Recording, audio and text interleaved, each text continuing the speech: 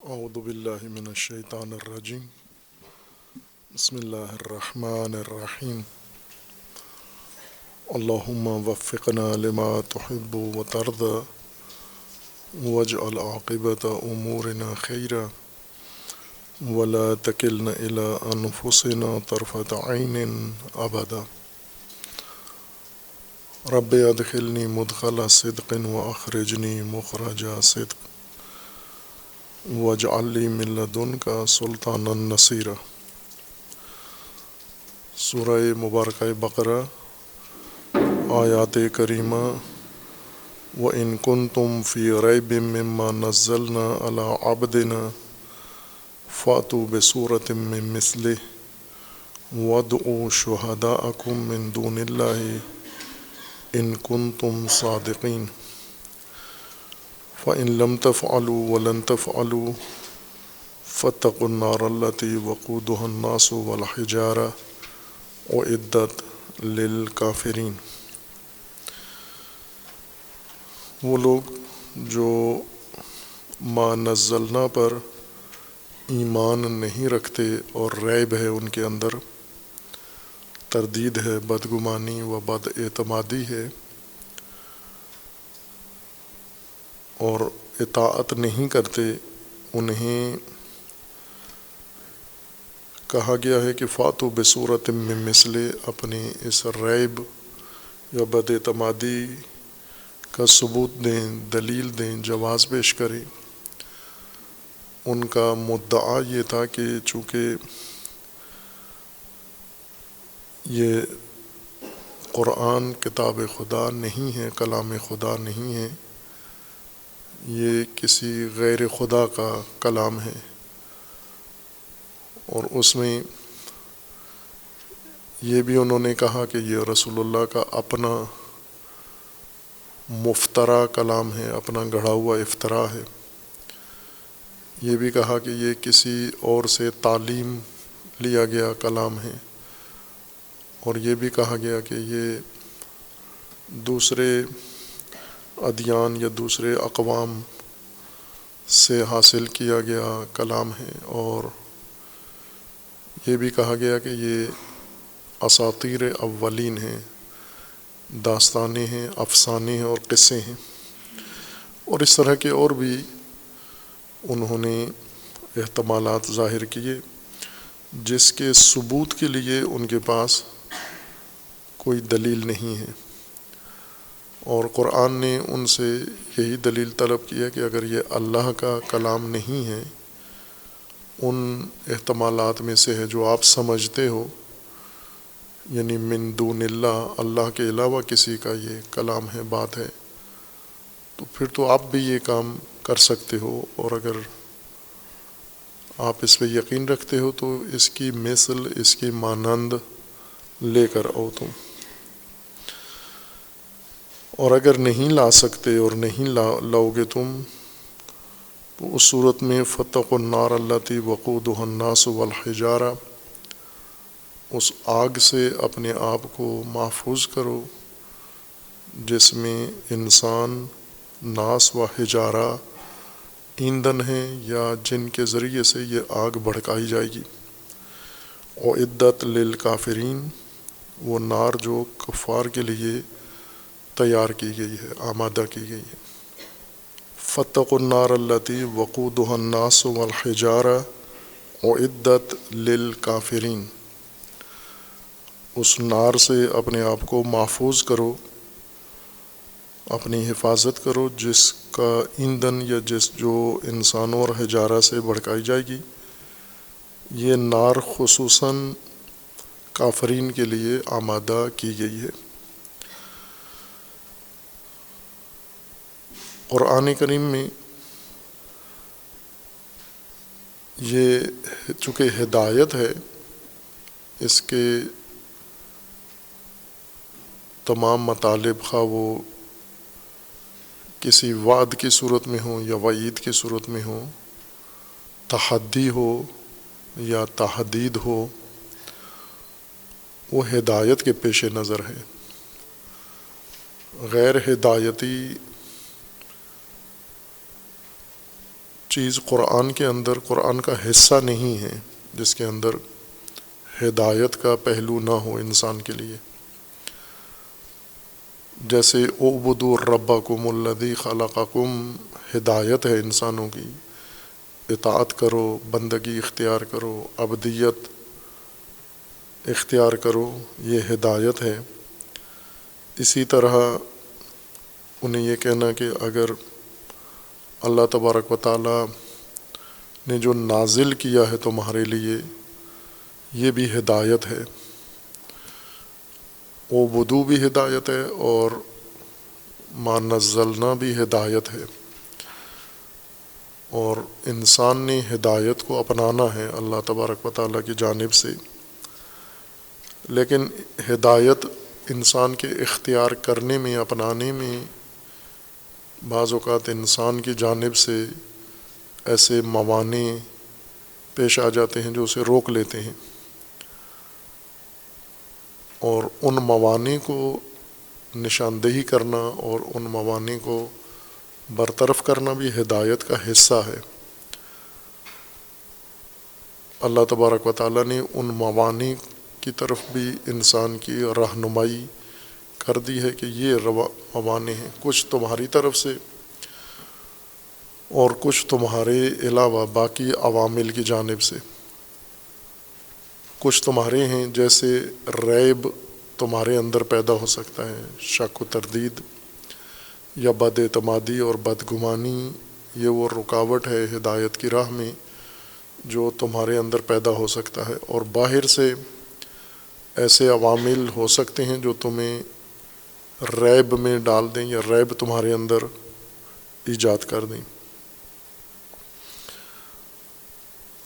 اور ہدایت کا نظام اللہ تبارک و تعالیٰ نے اس طرح سے بنایا ہے کہ انسان اگر اس ہدایت کے مطابق عبدیت اختیار کرتا ہے، عبدیت اسی ہدایت اللہ کی ہدایت کو مکمل طور پر اختیار کرنا عبدیت ہے. اگر اس کو اختیار کرتا ہے تو اس کا ایک نتیجہ ہے، عبدیت کا ایک نتیجہ ہے. اور اگر انسان اس عبدیت کو ترک کرتا ہے اور ہدایت کو چھوڑ دیتا ہے، گمراہی کا راستہ اختیار کرتا ہے، اس کا بھی ایک اپنا نتیجہ ہے. یہ دونوں پہلو بھی ہدایت کا ہی حصہ ہیں. ہدایت اور اس کا نتیجہ، ترک ہدایت، گمراہی اور اس کا نتیجہ، یہ بھی دونوں ہدایت کا حصہ ہیں. یعنی یہ نشاندہی، اس چیز کی وضاحت انسان کے سامنے، یہ بھی ہدایت کا ہی ایک حصہ ہے. اور جو کچھ بھی اللہ تبارک و تعالیٰ نے انسان کے لیے حکم کے طور پر بیان کیا ہے وہ ہدایت ہے. جو نہی کے طور پر انسان کو پیش کیا ہے، روکا ہے، وہ بھی ہدایت ہے. حکم بجا لانے کے بعد جو نتیجہ ہے وہ بھی اللہ تبارک و تعالیٰ نے ذکر فرمایا ہے، یہ بھی ہدایت ہے. اور حکم کی مخالفت کی صورت میں جو نتیجہ ہے وہ بھی اللہ تبارک و تعالیٰ نے بیان فرمایا اور وہ بھی ہدایت ہے. اس ہدایت میں ایک اہم پہلو یہی نتائج پر نظر رکھنا ہے. انسان اپنی زندگی میں کچھ کرنے سے پہلے نتائج پر نظر رکھے. ہدایت کے لیے سب سے مؤثر عامل یہ ہے. ہم اللہ کی ہدایت کو اگر ہم نہ بات کریں، جو دنیا میں رائج انسانی نظام ہیں ان کے اندر بھی قانون یہی ہے کہ وہ لوگ جو کچھ کرنے سے پہلے اس عمل کے نتیجے پر نظر رکھتے ہیں، ان کا عمل اور زندگی اور انداز کا ہوتا ہے. اور جو عمل کے دوران اور عمل کے وقت نتائج پر نظر نہیں رکھتے، ان کی زندگی کا انداز اور طور طریقہ علیحدہ ہوتا ہے.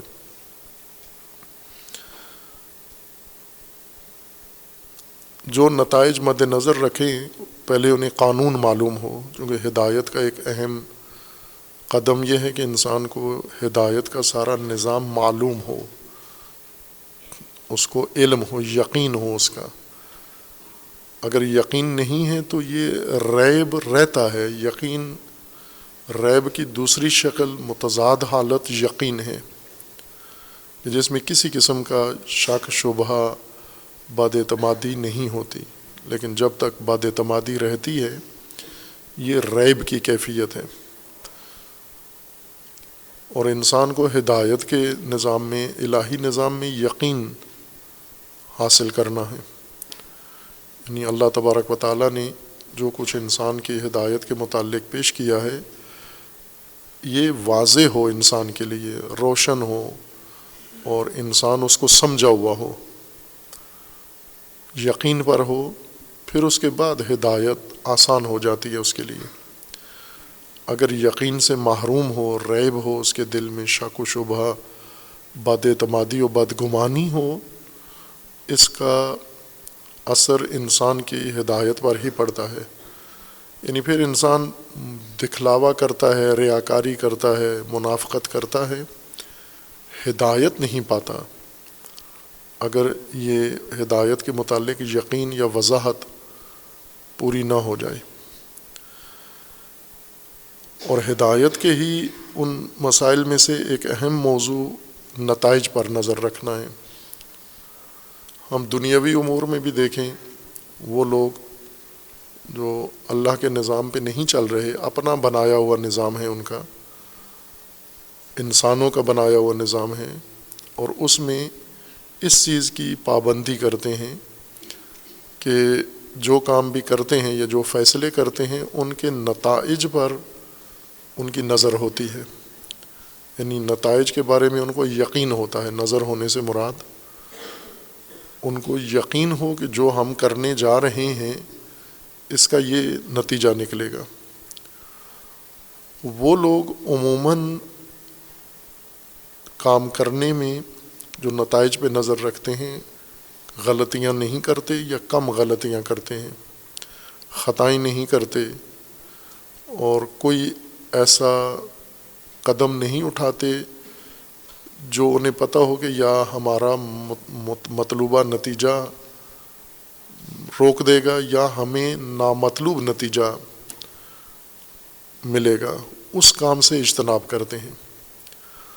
مثلاً ہم اپنی مثال لیں، آج کے نسل کی مثال لیں اور اپنے ملک و قوم کی مثال لیں کہ سماجی طور پر، اجتماعی طور پر، سیاسی طور پر، قومی طور پر اس قوم نے ایک سفر کیا ہے۔ اس سفر میں انہوں نے مختلف مواقع پر پیش آنے والے حالات کے تناظر میں فیصلے کیے ہیں، اقدامات کیے ہیں۔ ان اقدامات کے وقت جب یہ فیصلے کرنے جا رہے تھے انہوں نے نتائج پہ نظر نہیں رکھی کہ ان فیصلوں کے نتیجے کیا نکلیں گے، انہیں صرف وقتی طور پر کسی ثانوی پہلو کو محفوظ بنانے کے لیے، کسی فائدے کو یقینی بنانے کے لیے انہوں نے نتائج کو نظر میں رکھے بغیر یہ فیصلے کیے، یا نتائج انہیں معلوم تھے اور انہیں نظر انداز کیا ہے، یا انہیں معلوم نہیں تھے اور فقط اپنے وقتی عاجل مفادات پہ ان کی نظر تھی اور انہوں نے یہ فیصلے کیے ہیں۔ اور انہی فیصلوں کا نتیجہ آج کی ساری مشکلات، تمام مسائل اس ملک کے، قوم کے، یہ ان اقدامات کا نتیجہ ہیں جو نتائج کو مد نظر رکھے بغیر انہوں نے مل کر کیے ہیں، یا اربابان اختیار نے کیے ہیں، حکمرانوں نے کیے ہیں، یا جن کے پاس فیصلے کا حق تھا، اختیار تھا، انہوں نے یہ فیصلے کیے ہیں مختلف مواقع پر۔ اور خود یہ آج کی موجودہ نسل کی آگاہی کے لیے، ہدایت کے لیے اہم موضوع ہے تحقیقی، کہ یہ قوم جب وجود میں آئی آزاد ہوئی، ملک بنا، اور اس کے بعد سے یہ 75 سال کے دوران انہوں نے کیا فیصلے کیے تھے اور ان فیصلوں کے نتائج انہیں معلوم تھے یا نہیں تھے، یہ اگر ہم گن کے بھی کریں تو کم از کم جو اہم بڑے فیصلے کیے ہیں انہوں نے 75 سال کے اندر، مثلاً 100 فیصلے ایسے جو انہوں نے کیے ہیں جن کا نتیجہ آج کے موجودہ حالات ہیں۔ لیکن اس کے بدلے میں ہم دوسری اقوام کو دیکھیں جنہوں نے اسی طرح سے آغاز کیا، آزادی ملی انہیں، اور آزادی کے بعد انہیں اپنے مستقبل، اپنی آئندہ نسلوں اور آئندہ اپنے اقوام کے بارے میں بھی انہوں نے بھی مختلف مواقع پر فیصلے کیے، اور ان کے فیصلوں سے آج جو نتائج ان کو مل رہے ہیں اس فیصلوں کے ہیں، ان فیصلوں کے ہیں جو ابتدا میں، آغاز میں قومی تشکیل یا ملکی تشکیل یا تہذیب کی تشکیل کے موقع پر انہوں نے فیصلے کیے تھے۔ ظاہراً انہوں نے یا یقیناً انہوں نے نتائج کو مد نظر رکھ کر اس وقت فیصلے کیے۔ مثلاً کچھ فیصلے اس وقت ایسے تھے جن میں ان کے وقتی مفادات حاصل نہیں ہوئے، لیکن دیر پا نتائج، جیسا پہلے قرآن کریم کے اس تقابل کی تشریح کی تھی کہ قرآن کریم نے عاجلہ اور آخرہ کو آپس میں متضاد اور متقابل صورت میں ذکر کیا ہے کہ کچھ انسان ایسے ہیں جن کی نظر مفاد عاجلہ پر ہوتی ہے، اور کچھ ایسے ہیں جن کی نظر مفاد آخرہ پر ہوتی ہے۔ آخرہ یعنی بعد میں آنے والے، مستقبل میں آئندہ حاصل ہونے والے نتائج آخرہ ہیں، اور فوراً حاصل ہونے والے نتائج یہ عاجلہ ہیں۔ اور جو اللہ تبارک و تعالیٰ کا فرمان ہے کہ جو عاجلہ ہم سے طلب کرتے ہیں، یعنی فوری نتائج، مفاد ہم انہیں دے دیتے ہیں وہ، لیکن اس کا نتیجہ یہ ہوتا ہے، اس کا لازمہ یہ کہ آخرہ سے محروم ہوتے ہیں، یعنی دیر پا نتائج انہیں نہیں ملتے، فوری نتائج جو وہ لینا چاہتے ہیں وہ انہیں مل جاتے ہیں۔ اور کچھ ایسے ہوتے ہیں جو اپنے عاجلہ نتائج یا عاجلہ مفادات نظر انداز کر دیتے ہیں، نقصان اٹھا لیتے ہیں، سختی جھیل لیتے ہیں، لیکن آخرہ دیر پا بعد میں آنے والے آئندہ نسلوں کے لیے جو مقاصد مفاد ہوتے ہیں انہیں محفوظ بنا لیتے ہیں۔ اب یہ ایک دنیاوی نظام میں بھی ایسا ہے کہ لوگ دو قسم کے ہیں، قومیں دو قسم کی ہیں، افراد، طبقات دو طرح کے ہیں، کچھ فوری مفاد کو مد نظر رکھتے ہیں اور کچھ دیر پا نتائج مد نظر رکھتے ہیں، اور کچھ ایسے ہیں جو سرے سے نتائج پر ان کی نگاہ ہی نہیں ہوتی کہ جو کچھ ہم کر رہے ہیں اس کا نتیجہ کیا ہے۔ جیسے عموماً ہوس ران انسان، شہوت زدہ انسان جنہیں قرآن کریم نے کثرت سے ذکر کیا ہے، جو اپنی ہوا و ہوس میں یا لہو و لعب میں غرق انسان، یہ عموماً نہ عاجلہ و نہ آخرہ، نہ وقتی نتائج اور نہ ہی دیر پا نتائج، آنے والے نسلوں میں نتائج دونوں مد نظر نہیں رکھتے۔ یہ تسکین ہوس، ان کا سب سے بڑا مقصد یا نتیجہ تسکین ہوس ہوتا ہے، یا لعب ہے اور لعب ہے، سرگرمی ہے ان کے مد نظر کوئی نتیجہ نہیں ہوتا۔ خوب یہ تیسرا طبقہ ہے جو نتائج سے بالکل لاپرواہ ہو کر زندگی گزارتا ہے، لاہوی، لعبی اور ہوس، شہوت کی زندگی ہے ان کی۔ اللہ تبارک و تعالیٰ نے نظام بنایا ہے وہ بھی اسی طرح سے ہے، جیسے ہم دو دنیاوی مثالیں پیش کی ہیں کہ نتائج مد نظر رکھ کر فیصلے کرنے والی قوم اور لوگ، اور نتائج کو نظر انداز کر کے فیصلے کرنے والے اور اقدامات کرنے والے لوگ، ان دونوں کے متضاد اور مختلف نتائج ہیں جو انہیں نصیب ہوتے ہیں۔ اور وہ جو بالکل نتائج سے بے خبر ہوتے ہیں وہ بھی معلوم ہیں کہ ان کا نتیجہ ان کی عملی زندگی کیا ہے۔ یہ ساری مثالیں ہماری ارد گرد موجود ہیں، یا ان میں سے ایک ہم خود بھی ہوں گے، یعنی ہم خود بھی ایسے ہی ہیں، یا کوئی بھی عمل کرنے سے پہلے نتیجہ یقینی بناتے ہیں اور وہ نتیجہ بھی دیر پا نظر میں رکھتے ہیں، یا ہم ان میں سے ہیں جو نتیجے پہ نظر ہوتی ہے لیکن وقتی مفاد کے پیش نظر فیصلہ کرتے ہیں، یا سرے سے نتائج پہ ہماری کوئی توجہ ہی نہیں ہوتی اور ہم صرف تسکین ہوس کے لیے یہ کام کرتے ہیں۔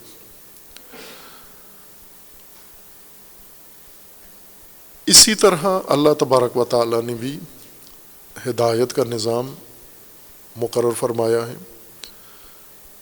ہدایت کے نتائج ہیں، ہدایت کا مطلب یہ ہے کہ اللہ تبارک و تعالیٰ نے انسان کے لیے جو قواعد، ضوابط، سنن مقرر کیے ہیں ان کے نتائج بھی رکھے ہیں ساتھ،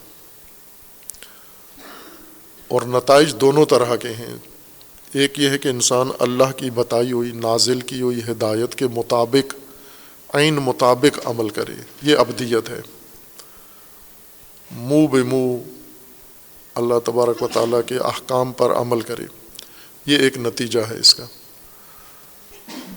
اور نتیجہ اس انسان کی کارکردگی پر ملنا ہے۔ اسی طرح دوسرا انسان ہے جس نے ابدیت کو ترک کر دیا ہے، دانستہ نادانستہ، اس نے اس ہدایت کو رد کر کے، ترک کر کے، اور کسی اور نظام کا سہارا لے لیا ہے، اللہ کے نظام کے علاوہ ما نزلنا کو چھوڑ کر کسی اور چیز کی پناہ میں چلا گیا اور زندگی گزار رہا ہے۔ وہ بھی اللہ ہی کا مقرر کردہ نظام ہے، یعنی اگر کوئی اللہ کے ہدایت کے اصولوں کو چھوڑ کے کچھ اور اپنا لے تو نتیجہ تو ان کا بھی نکلنا ہے۔ یہ سنت خدا ہے کہ جو کچھ بھی انسان نے فیصلہ کرنا ہے، جو بھی انسان نے ارادہ کرنا ہے اور قدم اٹھانا ہے، ایک نتیجہ ہے اس کا۔ یہ سنت لا یتغیر ہے، لا یتبدل سنت اللہ تبارک و تعالیٰ کی، اور اس کا بھی ایک نتیجہ ہے حتماً۔ اور ہدایت کی تعلیم میں یہ بات اہم ہے کہ یہی نظام قانون جو اللہ نے بنایا ہے کہ ہر عمل کا ایک نتیجہ ہے، اس کا اپنا نتیجہ ہے، اس عمل کا طبعی نتیجہ ہے، یہ وضاحت کرنا بھی ہدایت کا اہم باب ہے۔ یہ کہ اگر یہ چیز واضح ہو جائے لوگوں کے لیے کہ جو ہم کر رہے ہیں اس کا ایک حتمی نتیجہ نکلنا ہے، انسان کے عمل میں اور زندگی میں فرق پڑ جاتا ہے۔ لیکن ہم نے اس طرح سے بات کو بتایا یا سمجھایا ہے کہ ہمارے عمل کا نتیجہ اس صورت میں ہمیں ملتا ہے کہ ہمارے عمل کا نتیجہ ایک رد عمل ہے اللہ کی طرف سے، یعنی ہم ایک عمل کرتے ہیں پسندیدہ، اس کا رد عمل اللہ کی طرف سے ظاہر ہوتا ہے، یا ہم ایک عمل انجام دیتے ہیں ناپسندیدہ، اس کا رد عمل اللہ کی طرف سے آتا ہے۔ جیسے ہم دنیا میں یہ کام کرتے ہیں، مثلا ایک انسان ہے، آگ میں ہاتھ ڈالتا ہے، آگ اس کو جلا دیتی ہے، یہ ایک نتیجہ ہے اس کے عمل کا، یہ ایک صورت ہے۔ ایک انسان ہے جو آگ میں ہاتھ ڈالتا ہے، بچہ ہے مثلا، آگ کو ہاتھ لگاتا ہے، چولہے میں جاتا ہے، آگ جلاتا ہے، ماں اس کو تھپڑ مار دیتی ہے یا باپ اس کو تھپڑ رسید کر دیتا ہے۔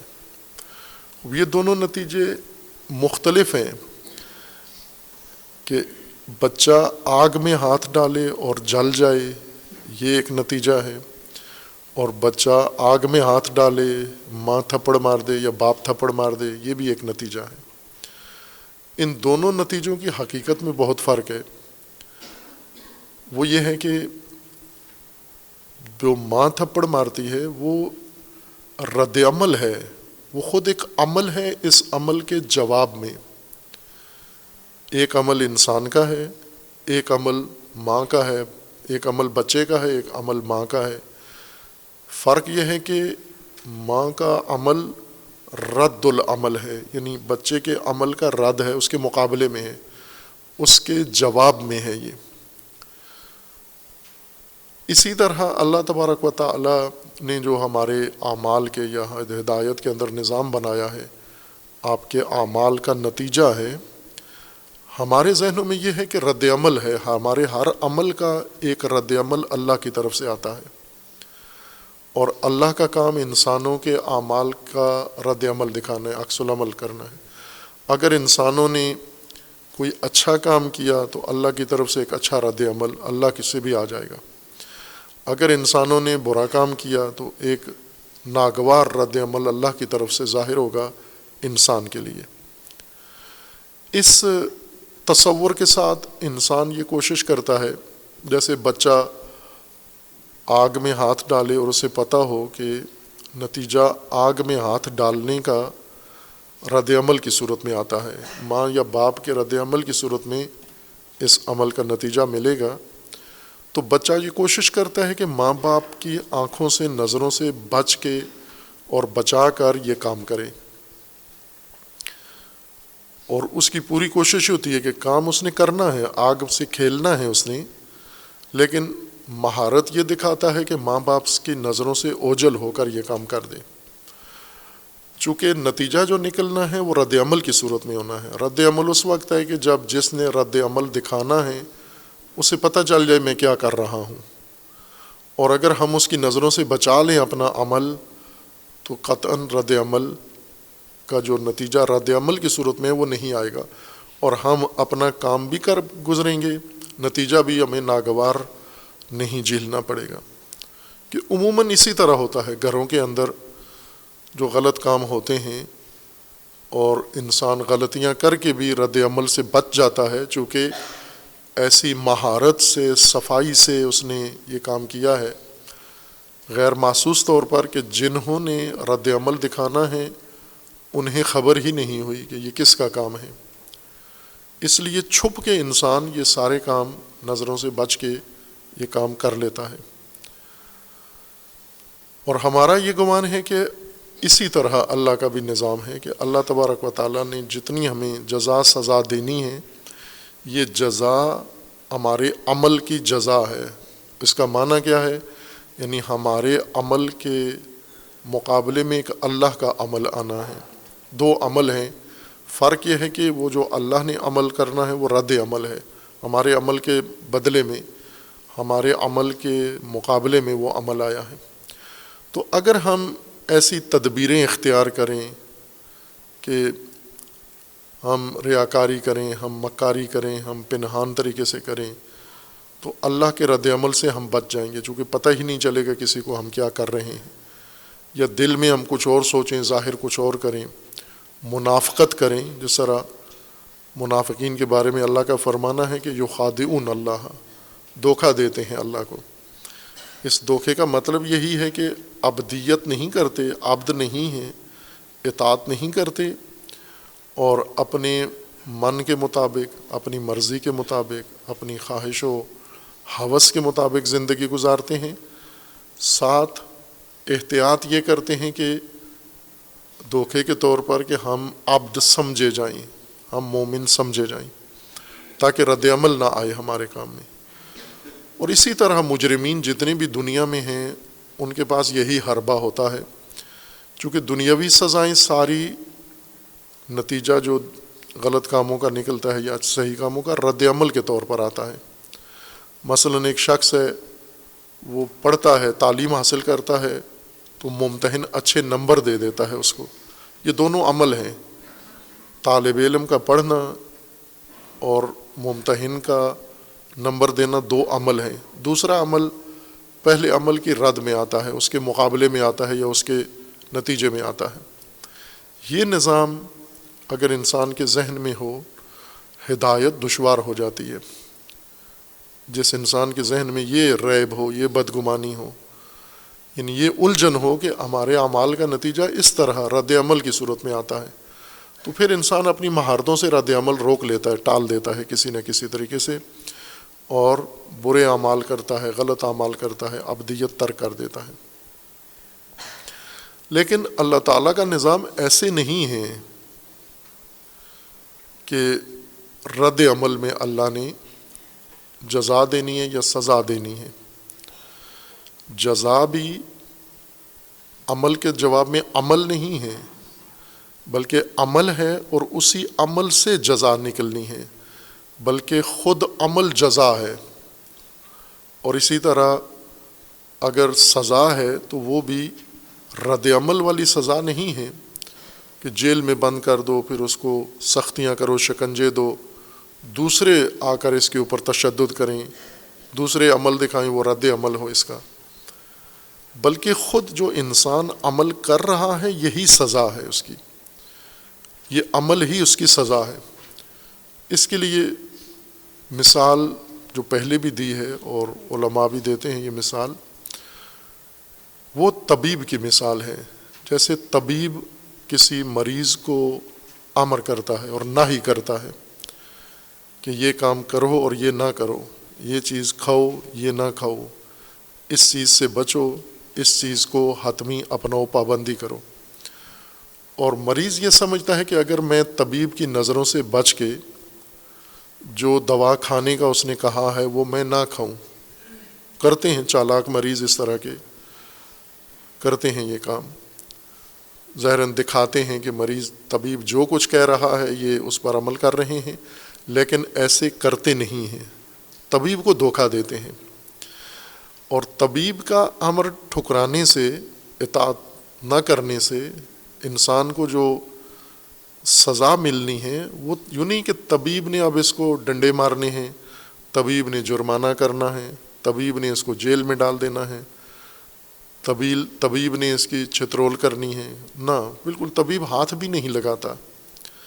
جو مریض نے کیا ہے یہی جزا بھی ہے، یہی سزا بھی ہے۔ طبیب نے اسے دوا کھانے کو دی، اس نے کھا لی، خوب نتیجہ ہے اس عمل کا جو مریض نے انجام دیا ہے طبیب کے حکم پر، اس عمل کا نتیجہ ہے سلامتی، جو اسی دوا کھانے سے حاصل ہوگی۔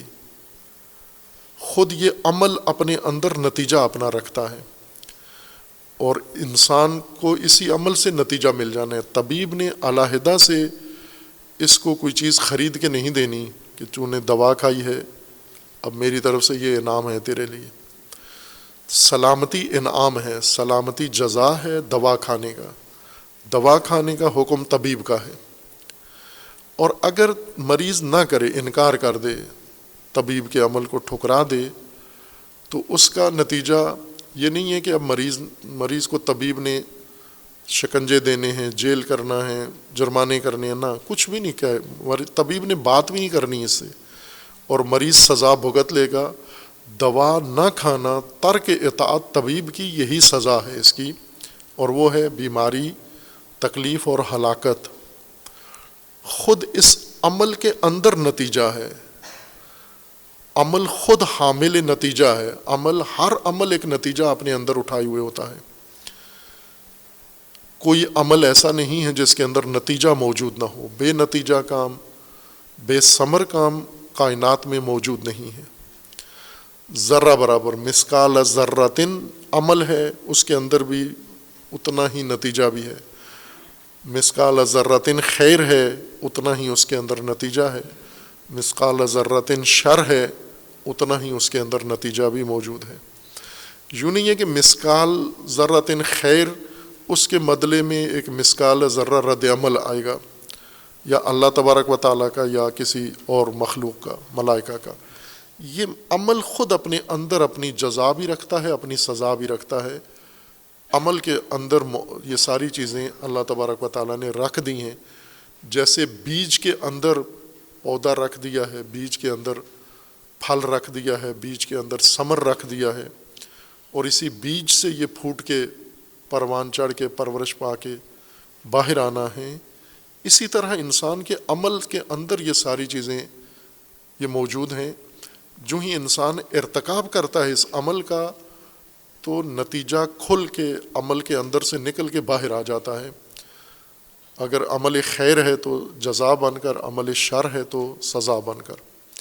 لیکن اس کا ایک قانون اور بھی اللہ تبارک و تعالیٰ نے رکھا ہے. چونکہ انسان کا وجود اس مادی دنیا سے شروع ہوتا ہے، مادی مرحلے سے شروع ہوتا ہے.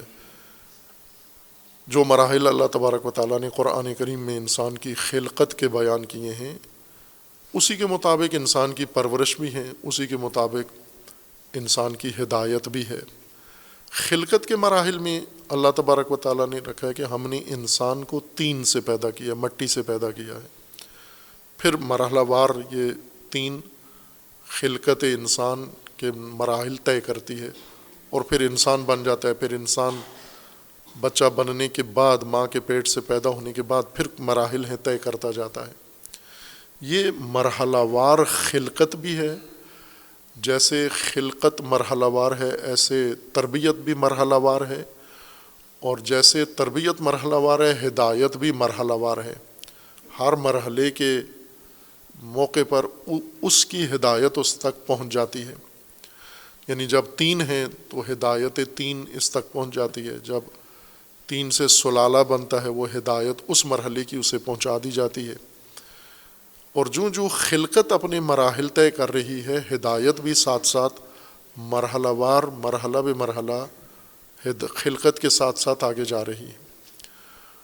اور پھر اللہ تبارک و تعالیٰ نے فرمایا کہ یہ زندگی جو انسان اس دنیا میں بسر کرتا ہے، مادی جسم کے ساتھ، مادی بدن کے ساتھ، شکل کے ساتھ، اس کی ایک مدت معین ہے، ایک اجل ہے اس کے لیے. یعنی ایک مقررہ وقت ہے، ٹائم فریم ہے اس کا. اتنی مدت انسان نے اپنی زندگی اس حالت میں گزارنی ہے، اس جسمانی شکل میں. اور پھر اس کے بعد زندگی یا انسانی حیات، انسانی وجود جاری ہے، آگے ختم نہیں ہوا، لیکن شکل بدل جاتی ہے. یہ مادی شکل بدل کے موت آ جاتی ہے، اور انسان ایک اور مرحلہ میں پہنچ جاتا ہے. جس طرح جسمانی زندگی میں مرحلہ وار منتقل ہوتا رہا ہے، مٹی سے منتقل ہوا ہے رحم میں، رحم سے منتقل ہوا ہے زمین پر، پھر زمین سے منتقل ہو کر چلا جائے گا آخرت میں. اور وہی وجود انسان کا جو مٹی سے بنا تھا، جو حقیقت، وہی آخرت تک چلے گی. بیچ میں کسی جگہ اس میں انقطاع نہیں ہوگا، وقفہ نہیں ہوگا کہ جو مٹی سے بنا تھا وہ ختم ہو گیا ہے، اس کی جگہ ایک اور نیا فرد پیدا کر دیا گیا. نہ، وہی جو مٹی سے جس نے جنم لیا تھا، وہی مراحل زندگی کے مرحلہ وار طے کرتا ہوا، خلقت و ہدایت کے مراحل طے کرتا ہوا آخرت تک جا پہنچا ہے. اب اللہ نے جو قانون بنایا ہے وہ یہ کہ انسان کا وجود بنایا، خلقت بنائی، نظام تربیت بنایا، نظام ہدایت بنایا. ایک حصہ اس نظام کا یہ ہے جس کا انسان کے شعور سے تعلق نہیں ہے، اللہ کے ارادے سے انجام پاتا ہے.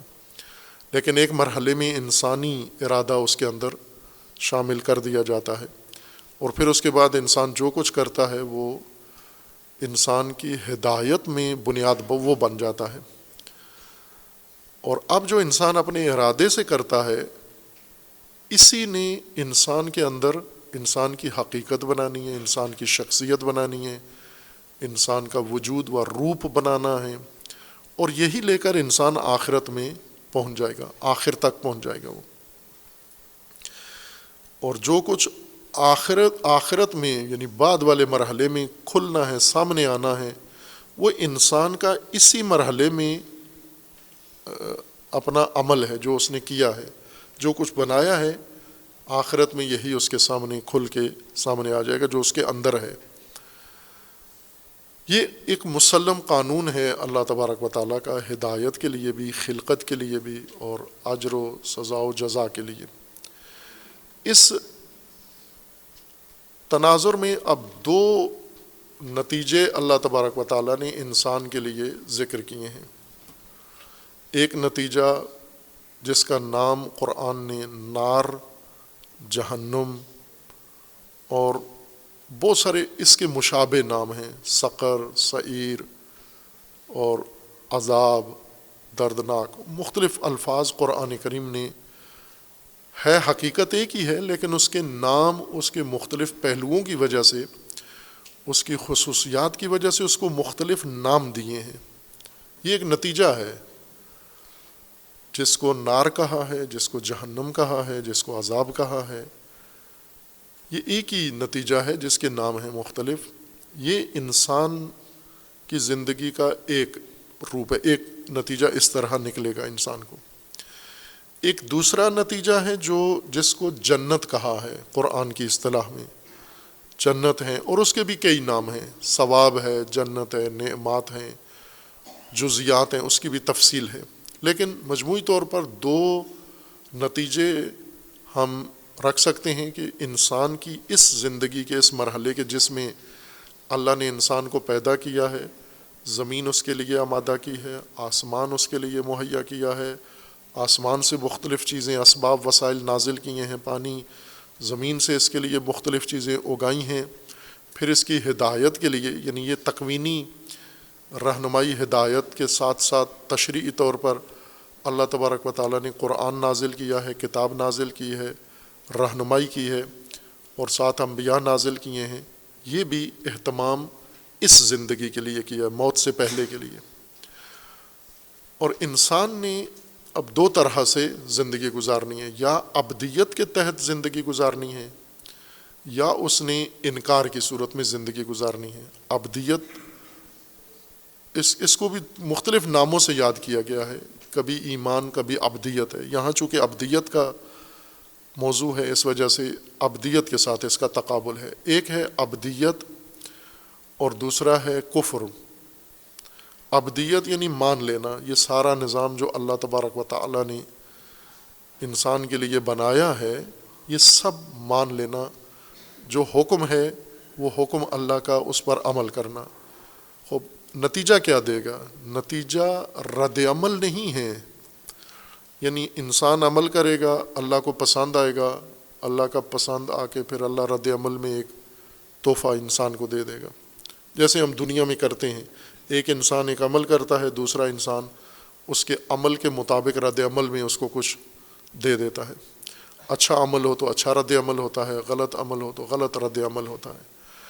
اللہ تبارک و تعالیٰ نے ایک نظام کے اندر یہ سب کچھ ڈال دیا ہے، نتائج بھی اسی نظام کے اندر ہیں۔ نظام کا مطلب یہ کہ عمل خود حامل نتیجہ ہے، جس طرح بیج خود حامل ہے پودے کو، بیج کے اندر پورا پودا موجود ہے، بالقوہ یعنی بالاستعداد، پورا بیج آمادہ کیا گیا ہے پودے کے لیے۔ بیج معد ہے اور ممہد ہے پودے کے لیے، پھل کے لیے۔ یہ پھل سارا بیج کے اندر ہے، لیکن پرورش نایافتہ، ابھی پرورش نہیں ہوئی۔ اس کی پرورش جب ہوگی تو یہی پھل کھول کے بیج کے اندر سے سامنے آئے گا۔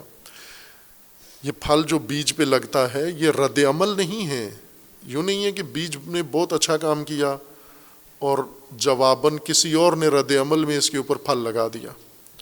بیج کے اندر سے پھل نے نکلنا ہے۔ انسان کے لیے بھی اللہ تبارک و تعالیٰ کا یہی قانون ہے، انسان کے عمل سے اس کا نتیجہ باہر آنا ہے، یعنی عمل جب انسان کر رہا ہوتا ہے وہیں پر نتیجہ اندر موجود ہوتا ہے، نہ کہ بعد میں نتیجہ انتہا پہ جاتا ہے۔ عمل کے آغاز سے ہی نتیجہ بننا بھی شروع ہو جاتا ہے۔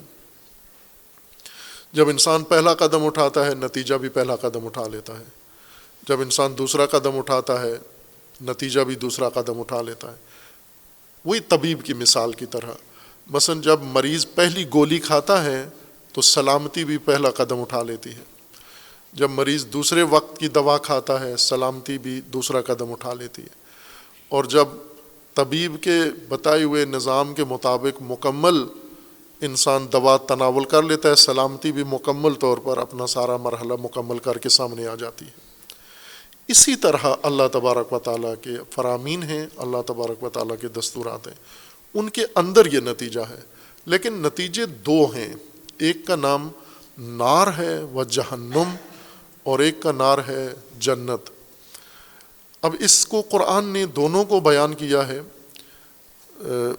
لیکن ہم نے جو تفسیر کی ہے، قرآن نے تو رد عمل نہیں ذکر کیا کہ یہ رد عمل ہے، یعنی ایک عمل آپ کا ایک عمل اللہ کا ہے، بلکہ اللہ کا فرمانا ہے کہ جنت و جہنم دونوں تمہارے عمل ہیں. تم نے جو عمل کیا ہے یہ جنت اسی میں شامل تھی، یہ جنت تمہاری اپنی تشکیل دہندہ ہے، تم نے بنائی ہے، اور یہ جہنم بھی تمہاری ایجاد ہے، تمہاری تشکیل ہے، تمہاری ساختار ہے، تم نے بنایا ہے. یہ نتیجہ تم نے بنایا ہے، نہ کہ ہم نے رد عمل میں غصے میں آ کے آپ کو تھپڑ مار دیا ہے جہنم کا. تم نے خود جہنم اپنی بنائی ہے.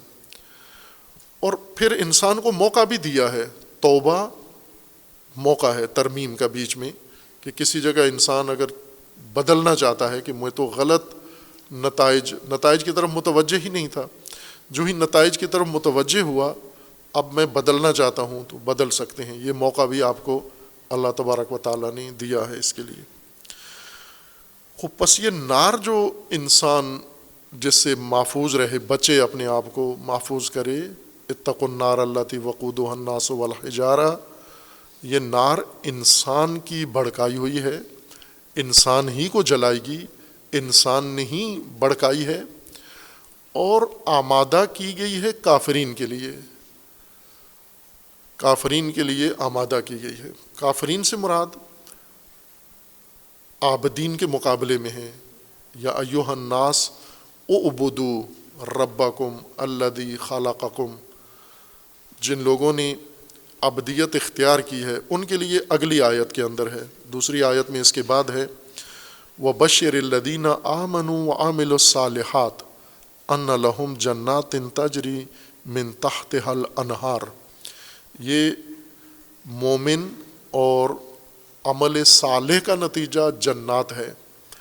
لیکن جو کافرین ہیں جنہوں نے کفریہ انداز زندگی اپنایا ہے، انکار سے مراد یہاں یعنی ترک عبدیت، ما نزلنا کا انکار، ما نزلنا کو چھوڑ دینا، یعنی ما نزلنا میں ریب نکال کے یا بد اعتمادی کر کے، ما نزلنا کو تہمت کے ذریعے، ما نزلنا کو بدگمانی کے ذریعے، کسی بھی دلیل سے اگر ما نزلنا کو چھوڑ دیا یہ کفر ہے. جو کچھ ہم نے اتارا ہے ما نزلنا یہ عبدیت ہے، یہ ایمان و اطاعت ہے. اس کو چھوڑ دینا یہ کفر ہے. یہاں کفر سے مراد وہی لغوی معنی ہے یہاں پر، نہ کہ وہ کلامی معنی جو ہم نے خود سے قرآن سے استنباط کر کے اور کفار ایک طبقہ معین کر دیا ہے. یعنی وہ جو جن کو شناختی کارڈ یا ایک سرٹیفکیٹ متکلمین نے دے دیا ہے یہ کفار ہیں، اور کچھ لوگ ہیں جو مومن ہیں. قرآن نے تو یہ سرٹیفکیٹ باطل کر دیے ہیں. وَمِنَ النَّاسِ مَن يَقُولُ آمَنَّا بِاللَّهِ وَبِالْيَوْمِ الْآخِرِ وَمَا هُمْ بِمُؤْمِنِينَ. کچھ لوگ ایسے ہیں جو کہتے ہیں کہ ہم ایمان لائے ہیں اللہ پر، آخرت پر. قرآن کہتے ہیں نہیں ہے، یہ مومن نہیں ہے. تو پھاڑ دیا سرٹیفکیٹ، کینسل کر دیا شناختی کارڈ، کوئی حیثیت نہیں ہے تمہاری اس تقسیم کی. یعنی دوسرے لفظوں میں یہ جو ہم نے فرقوں میں اپنے آپ کے لیے حیثیت بنا لی ہے، یہ فرقہ وارانہ حیثیت اللہ تبارک و تعالیٰ نے کل عدم قرار دی ہے کہ اس کی بنیاد پر تو کچھ بھی نہیں ہونا چاہیے. تمہاری اپنی تقسیم ہے، تم خود کسی کو مومن کے اپنے معیاروں کے مطابق کسی کو مومن کہہ رہے ہو، اپنے آپ کو مومن کہہ رہے ہو، کسی کو کافر کہہ رہے ہو. کافر و مومن جو تم فرقوں میں بیٹھ کر تکفیریت کر رہے ہو یہ نہیں ہے معیار. مثلا تکفیری جتنے کافر تکفیری قرار دے رہے ہیں تو اللہ ان کو تو کافر نہیں سمجھتا. اللہ نے تو پیمانہ دیکھنا، معیار دیکھنا ہے. ممکن ہے لوگ جن کو کافر کہتے ہیں یا کافر سمجھتے ہیں یہ مومن نکلیں، اور قرآن کا فرمان ہے جو اپنے آپ کو مومن کہہ رہے ہیں یہ کافر نکلیں. اس لیے کہ کفر و ایمان اس تقسیم بندی کے تحت نہیں ہیں جو ان فرقوں نے یا انسانوں نے آپس میں اپنے بنائے ہوئے معیاروں اور ذہنوں کے مطابق صف بندی کر دی ہے، طبقہ بندی کر دی ہے. یہ اللہ تبارک و تعالیٰ کو قبول نہیں ہے. اسی آیا کی تناظر میں جو قرآن کریم میں ہے آیا 8 سورہ بقرہ کی وَمِنَ النَّاسِ مَن يَقُولُ آمَنَّا بِاللَّهِ وَبِالْيَوْمِ الْآخِرِ وَمَا هُمْ بِمُؤْمِنِينَ، یہ مومن نہیں ہیں، بے شک کہتے ہیں اپنے آپ کو، لیکن کہتے رہیں اللہ کے نزدیک یہ مومن نہیں ہے۔ تو ان کا انجام کیا ہوگا؟ یہ جو اپنے آپ کو مومن کہتے ہیں یہ کدھر جائیں گے؟ یہ اللہ کے نزدیک کافرین میں سے ہیں یا منافقین میں سے ہیں، اور منافقین کے بارے میں کہ کفار سے بھی بدتر ہے۔ ان کا زندگی کا عمل کا نتیجہ کیا ہے؟ اسی کو قرآن نے نار اور جہنم کہا ہے۔ اصل معیار کیا رکھا ہے؟ ما نزلنا کو انکار کرنا، ترک کرنا، زبان سے انکار کر دینا، ذہن سے انکار کر دینا، یا عمل سے انکار کر دینا۔ ایک انسان کہ میں قرآن کو نہیں مانتا، یہ بھی کافر ہے۔ ایک شخص یہ کہے کہ یہ ہے تو اللہ کا کلام ہے لیکن میں اس پر عمل نہیں کرتا، یہ بھی کافر ہے۔ قرآن کی اصطلاح کے مطابق کفر یعنی انکاری، منکر، جو چھوڑ چکا ہے اس نظام الہی کو، چھوڑ چکا ہے، زبانی چھوڑ چکا ہے، ذہنی طور پر چھوڑ چکا ہے، یا عملی طور پر چھوڑ چکا ہے، یہ کافر ہے۔ خوب ان کے عمل تو ایک جیسے ہیں۔ مثلا ایک شخص ہے زبانی طور پر کہتا ہے قرآن اللہ کا کلام ہے، لیکن اس کے اوپر عمل نہیں کرتا، فرامین پر، جیسے طبیب وہ کہتا ہے یہ بہت اچھا ڈاکٹر ہے اور اس نے جو دوا دی ہے بہترین دوا ہے، لیکن میں دوا کھاتا نہیں ہوں، اس کو طبیب مانتا ہوں، دوا بھی ٹھیک دیتا ہے لیکن میں یہ دوا تناول نہیں کرتا، یہ مومن ہے، ڈاکٹر پر اس کا ایمان ہے، ڈاکٹر کے علاج پر اس کا ایمان ہے، لیکن ڈاکٹر کے دستور کو اجرا نہیں کرتا، مانتا نہیں ہے، یہ کون ہے؟ یہ بھی کافر ہے۔ نتیجہ اس کا وہی نکلے گا جو کہتا ہے میں تجھے ڈاکٹر ہی نہیں مانتا، میں تیرے علاج کو علاج ہی نہیں سمجھتا۔ نتیجہ دونوں کا ایک ہے، جو ڈاکٹر کو ڈاکٹر مان کر اس کی دوا نہ کھائے، جو ڈاکٹر کی ڈاکٹری کا انکار کر کے اس کی دوا نہ کھائے، اصل نتیجہ اس زبانی جمع خرچ پر نہیں ہے، اصل نتیجہ اس عملی کیفیت پر ہے کہ اگر تو نے ہدایت کے اس نظام کو قبول کیا ہے، ما نزلنا کو، عبد ہے، عبد یعنی اطاعت کر لی ہے، اجرا کر دیا ہے، بجا لایا ہے، اس کے مطابق اپنی زندگی بنا لی ہے، یہ نتیجہ ہے ایک تیرے لیے۔ اور اگر تو نے عملاً ٹھکرا دیا ہے تو ایک نتیجہ ہے تیرے لیے، کیا ہے؟ نار۔ یہ نار یہیں سے شروع ہو جاتی ہے، جہاں سے انکار شروع ہوتا ہے۔ انکار نار ہی کا سبب ہے، انکار سے نار، کفر سے نار پیدا ہوتی ہے، ترک سے نار پیدا ہوتی ہے، اطاعت سے جنت پیدا ہوتی ہے۔ ابھی جنت کی خصوصیت جب واضح ہوگی تو معلوم ہو جائے گا۔ انکار سے آگ پیدا ہو رہی ہے، اور آگ کے ایک مصداق کو تو ہم جانتے ہیں نا، اس سے زیادہ جیسے نور اور نار دونوں کی ایک جیسی مثال ہے۔ جیسے نور کی بات پہلے کی ہے ہم نے کہ نور، ایک نور سے ہم مانوس ہیں، جیسے سورج کا نور ہے یا بجلی کے بلب کا نور ہے، یہ نور ہم نے دیکھا ہوا ہے، جانتے ہیں، اس کو استعمال میں لاتے ہیں۔ اور نور کی جو معنی کیا ہے کہ نور یعنی وہ چیز جو روشن ہے، خود روشنی کو نور کہتے ہیں۔ دو خصوصیتیں ہوں، ایک خود روشن ہو اور ایک دوسری چیزوں کو، دوسرے حقائق کو روشن کرے، یہ نور ہے۔ خوب یہ خصوصیت اس بجلی کے نور میں زیادہ ہے۔ یہ تو کہا تھا بہت ضعیف ہے یہ نور، کیوں؟ اس لیے کہ ایک تو یہ ہر حقیقت کو روشن نہیں کرتا، یہ نور صرف رنگ روشن کرتا ہے، جن چیزوں میں رنگ نہیں ہے انہیں روشن نہیں کر سکتا، بس یہ تو بہت کمزور نور ہے۔ نور کا مطلب ہے روشن کرنا، خوب یہ کرتا ہے روشن، لیکن صرف رنگ روشن کرتا ہے۔ رنگ جس جسم پہ رنگ نہ ہو یہ اس جسم کو روشن نہیں کر سکتا۔ جیسے ہوا ہے، آکسیجن ہے، روشن نہیں ہے، نظر نہیں آتی ہمیں، چونکہ نور اس کو، وہ رنگین نہیں ہے، رنگ آئے گا اس میں، نور اس کو روشن کر دے گا۔ اور دوسری کمزوری اس نور میں یہ ہے کہ یہ صرف آنکھ کے لیے روشن کرتا ہے، جبکہ انسان کا عقل بھی ہے، انسان کے کان بھی ہیں، انسان کا جسم بھی ہے۔ انسان مثلا جس کی آنکھیں نہیں ہیں اس کے لیے نور کل عدم ہے، ہونا نہ ہونا نور کا برابر ہے، چونکہ اس کی آنکھیں ہی نہیں ہیں۔ یہ رنگ اور آنکھیں، اگر رنگ نہ ہو آنکھیں ہوں تو بھی کوئی چیز یہ نور نہیں دکھا سکتا. اگر رنگ ہو آنکھیں نہ ہوں تو بھی یہ نور ہمیں کچھ نہیں دکھا سکتا. بس یہ بہت کمزور نور ہے، یہ سب سے ضعیف ترین نور ہے. اس کو مجازن نور کہیں آپ. حقیقی نور کون سا ہے؟ حقیقی نور یہ ہے کہ جو حقیقت کو روشن کر دے.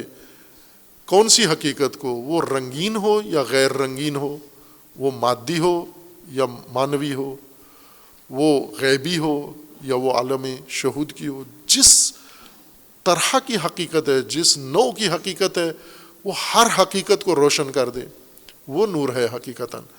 اور نور صرف آنکھوں کے لیے نہ، وہ نور جو انسان کے دل کے لیے، روح کے لیے، انسان کے سراپا ادراک کے لیے ہر چیز کو روشن کر دے، وہ حقیقی نور ہے. بس علم بھی نور ہے، یہ بلب سے نکلی ہوئی روشنی بھی نور ہے. زیادہ روشنائی کس کے اندر ہے؟ علم رنگین چیزوں کو بھی روشن کرتا ہے، غیر رنگین کو بھی، غیبی چیزوں کو بھی، مادی چیزوں کو بھی، جسمانی چیزوں کو بھی. ہر چیز کو علم روشن کر دیتا ہے. اور روشن بھی صرف آنکھ کے لیے نہیں کرتا، آنکھ نہ بھی ہو تو بھی دل کے لیے نور ہر چیز کو روشن کر دیتا ہے. بس نورانیت علم زیادہ ہے اس نور شمس سے یا نور برق سے، اس کی نورانیت زیادہ ہے. لیکن ہماری مشکل یہ ہے کہ ہم اس نور سے زیادہ مانوس ہیں، اس لیے اسی کو نور سمجھتے ہیں، اس کو نور ہی نہیں سمجھتے چونکہ اس کے ساتھ انس نہیں ہے. نار بھی ایسا ہی ہے، جیسے نور ہے، نار جو جلا دیتی ہے، نار جو حرارت ہے جس کے اندر، جو آگ ختم کر دیتی ہے. نار کا مطلب یعنی اگر لکڑی ہے تو جلا کے ختم کر دیتی ہے، پتھر ہے اس کو جلا کے پگھلا کے ختم کر دیتی ہے، اس کی حیت ہی بدل دیتی ہے، اس کی شکل ہی بدل دیتی ہے، اس کی ترکیب بالکل نابود کر دیتی ہے. یہ نار ہے. خوب نار اگر یہ ہے تو یہ نار تو اتنی شدید سنگین نہیں ہے، چونکہ یہ نار تو فقط انسان کا جسم جلاتی ہے، یہ جو لکڑیوں سے جلتی ہے. لیکن وہ نار جو روح بھی جلائے، وہ نار جو دل بھی جلائے، وہ نار جو انسان کی ساری حقیقت ہی کو جلا کے ختم کر دے، راکھ کر دے، تو وہ حقیقی نار تو وہ ہے، چونکہ وہ لکڑی نہیں، ہر چیز کو جلاتی ہے. وہ جو چیز جسم ہے، ہر جسم قابل احتراق نہیں ہے. اسی نار کے اندر بہت ساری چیزیں، آپ مثلا جب تنور بناتے ہیں، مٹی کا تنور بناتے ہیں، اس مٹی کا تنور بنا کے اس کے اندر لکڑی ڈالتے ہیں، لکڑی جل جاتی ہے، تنور نہیں جلتا. حتیٰ اس سے زیادہ جو نار بناتے ہیں، جیسے سٹیل ملوں کے اندر، جو کارخانوں کے اندر تنور بناتے ہیں، جو اس روٹی پکانے والے تنور سے ہزاروں درجے زیادہ حرارت اور نار شدید اس کے اندر ہوتی ہے، لوہا پگھلا دیتا ہے. لیکن وہ تنور جو بنا ہوا ہے جن اینٹوں کا، وہ اینٹیں نہیں پگھلتی، تنور لوہا پگھل جاتا ہے. لوہا کتنا ہی کسی بھی شکل میں ہو وہ ڈالے پگھل جاتا ہے، تنور نہیں پگھلتا. بس یہ نار کچھ چیزوں کو نہیں جلا سکتی، شدید ہو تو بھی نہیں جلا سکتی. لیکن وہ نار جو روحیں بھی جلا دے، جو نفس بھی جلا دے، جو صلاحیتیں بھی جلا دے، جو قابلیتیں بھی جلا دے، جو کمالات بھی جلا دے، جو نتائج بھی جلا دے، جو مقاصد بھی جلا دے، جو روابط بھی جلا دے، تمام انسان کی ساری ہستی ہی کو جلا دے، ہستی سوز ہے وہ نار. تو اصل تو وہ زیادہ حقدار ہے نار کہلانے کی. یہ جو لکڑی سے جلتی ہے، یہ نور کی طرح، جیسے یہ نور مادی ضعیف ترین نور ہے، یہ نار مادی بھی ضعیف ترین نار ہے. انسان کے عمل سے جو نار پیدا ہوتی ہے، انسانی رویوں سے، یہ نار نہیں ہے جو تنور میں جلتی ہے. جس کا ایندھن انسان ہے وہ حجارہ ہے، یہ وہ نار نہیں ہے. چونکہ یہ نار انسان کے کپڑے جلاتی ہے، جسا جلاتی ہے، جلد جلا دیتی ہے، روح نہیں جلا سکتی. لیکن جو نار انسان کے عمل سے پیدا ہوتی ہے، جو کفر کو جلاتی ہے، یعنی جو کفر سے پیدا ہوتی ہے، کفر کی وجہ سے جو نار وجود میں آتی ہے انسان کے عمل سے، وہ نار انسان کی ساری حقیقت کو راکھ کر دیتی ہے. اس نار کا اب دیکھیں، یہ نار ہے لکڑی جلاؤ خاکستر ہو جاتی ہے. قرآن کا فرمان ہے کہ یہ نار انسان جلائیں گے اور انسانوں سے بڑھے گی، لیکن انسان کبھی بھی خاکستر نہیں ہوگا. جلدیں پھر ان کی بدل دی جائیں گی، یعنی انسان رہے گا. کتنا جلے گا؟ ابد الآباد کے لیے جلے گا. ہم فیہا خالدون، ہمیشہ جلے گا، دن رات جلے گا، صبح و شام جلے گا. ایک دفعہ جل کے خاکستر ہو جائے، جیسے کچھ لوگ خودکشی کرتے ہیں، اپنے آپ کو آگ لگا لیتے ہیں. چند منٹ کے لیے ان کو درد تکلیف ہوتی ہے، پھر اس کے بعد ختم ہو جاتے ہیں. راحت، آگ نے ختم کر دیا، مار دیا، آگ کی تکلیف ختم ہوگی. اب بعد میں اس کو بے شک اس کے مردے کو جلاتے رہے، مردے کو کوئی آگ نقصان نہیں پہنچاتی، کوئی تکلیف نہیں ہو رہی مردہ جلانے کا. جیسے ہندوؤں کے مردے جلائے جاتے ہیں تو انہیں کوئی تکلیف نہیں ہوتی، چونکہ روحیں نہیں ہوتی اس میں، اس کے اندر روح علیحدہ ہو جاتی ہے. لیکن کفر سے جو آگ پیدا ہوتی ہے، انکار سے، ابدیت ترک کرنے سے، ما نزلنا کو چھوڑ دینے سے، یہ نار نہ بجھنے والی نار ہے، اس کا ایندھن نہ ختم ہونے والا ہے. انسان رہے گا، یہ آگ میں رہے گا. یہ ناری انسان یہ ہمیشہ رہے گا، نار بھی رہے گی اور انسان بھی رہے گا، اور جلتا ہی رہے گا مسلسل. اب ظاہر ہے یہ نار وہ نہیں ہے جو جس سے ہم مانوس ہیں. یہ تو اس نار سے بچا جا سکتا ہے، اس کی حفاظتی تدبیریں آسان ہیں. اس نار سے بچنے کے لیے تقویٰ چاہیے، حفاظتی تدبیر جو اللہ تبارک و تعالیٰ نے مقرر فرمائی ہے. اور وہ حفاظتی تدبیر یہاں اسی وقت چاہیے. وہ حفاظتی تدبیر ہی ابدیت ہے.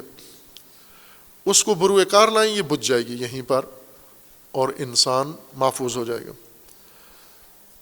فَإِن لَمْ تَفْعَلُوا وَلَن تَفْعَلُوا، جب آپ نہیں کر سکو گے اور نہیں کیا آپ نے، فَاتَّقُوا النَّارَ الَّتِي وَقُودُهَا النَّاسُ وَالْحِجَارَةُ أُعِدَّتْ لِلْكَافِرِينَ، یہ کافرین کے لیے آمادہ کی گئی ہے. اعدت اس صیغہ ماضی کے ساتھ، یعنی ہو چکی ہے، موجود ہے، نہ کہ آمادہ کی جائے گی بعد میں. ابھی تم عمل کرو، پھر جب مرو گے اس کے بعد تمہارے لیے آگ جلائی جائے گی. یہ آگ وجود میں آ گئی ہے، کیونکہ کفر وجود میں آ گیا ہے، انکار وجود میں آ گیا ہے، انداد ابھی اب تم نے بنا لیے ہیں، ما نزلنا کو ابھی ٹھکرا دیا ہے. جوں آپ قدم اٹھاتے جاؤ گے یہ نار بنتی جا رہی ہے، پھیلتی جا رہی ہے، بڑھتی جا رہی ہے. روزانہ کی بنیاد پر اس نار کو بڑھا رہے ہو آپ. مثلا آج جتنے اوامر اللہ تبارک و تعالیٰ کے ترک کیے، ٹھکرائے ہیں، اتنی نار بڑھا دی ہے. کل پھر ٹھکرائیں گے، پھر اتنے شعلے اور بڑھائیں گے، پرسوں پھر یہی کام کریں گے، اور پوری زندگی یہ کام کرنا ہے. بس روزانہ ہم اس آگ میں شدت لا رہے ہیں جب تک زندہ ہیں. تو یہ آگ اعدت، اب اس کا معد کون ہے؟ کون آمادہ کر رہا ہے یہ آگ؟ قانون تو اللہ کا ہے، نظام اللہ کا ہے، لیکن خود انسان اس معد ہے اس نار کا، اور انسان مستعد ہے اس نار میں جلنے کے لیے. یہ نار انسان کی بڑکائی ہوئی ہے. کہاں سے بڑکائی؟ اپنے عمل سے. نتیجہ، یہ نتیجہ ہے تیری زندگی کا، تیرے عمل کا، تیرے طرز زندگی کا، یہ نتیجہ ہے. اور بعد میں جو جنت آ رہی ہے وہ بھی طرز زندگی کا اور طرز عمل کا ایک نتیجہ ہے. جو بننا یہاں پر ہے کھلے گا وہاں پر. آخرت میں جا کر نئی آگ نہیں جلنی، کوئی علیحدہ سے جہنم نہیں ہوگی بنائی ہوئی جو رد عمل والی، نہ، یہی جہنم جو ساتھ جا رہی ہے. یہ جو مرا ہے، جس کا جسم قبر میں ہے اور روح برزخ میں ہے، یہ نار ہی برزخ میں لے کے گیا ہے. ساتھ کیا لے کے گیا ہے؟ عمل، یا عمل کا نتیجہ. یہ نتیجہ آگ کا گولا ساتھ لے کے گیا ہے یہ، اور وہاں آخرت میں کھل جائے گی یہ نار ساری.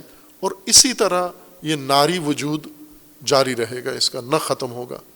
اگر ختم ہو جائے تو پھر تو راحت ہے، انسان آسودہ ہو جائے گا، لیکن کبھی بھی نہیں ہوگا. جیسے طبیب نے جو کچھ، طبیب کے انکار میں انسان کو جو نتیجہ ملا، یہ انسان کا ایک اپنا عمل ہے. مثلا اس کی ایک مثال لے لیں کہ اگر طبیب نے کسی کو کہا کہ آپ شوگر کے مریض ہیں، آپ شوگر نہ کھائیں، آپ بیمار ہو سکتے ہیں، آپ کی مشکلات بڑھ سکتی ہیں. اس نے پرواہ نہیں کی اور شوگر بڑھ گئی اس کے اندر، اور اس کے گردے ختم ہو گئے، اس کی آنکھیں ختم ہو گئیں. یہ شوگر کے اثرات ہیں.